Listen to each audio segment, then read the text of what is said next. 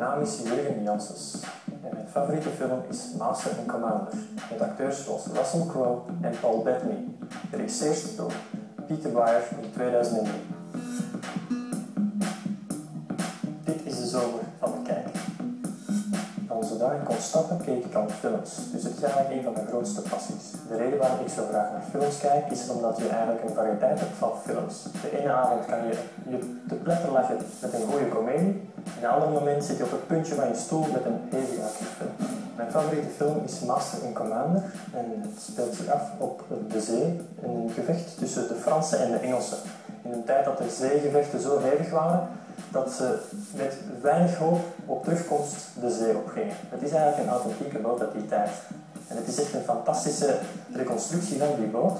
En als je merkt hoeveel manschappen eigenlijk op die boot zitten om dat ding drijvende te krijgen en al die gevechten dat ze gaan spelen, op zo'n schip meevaren, dat is een van mijn grootste dromen en dat moet fantastisch zijn.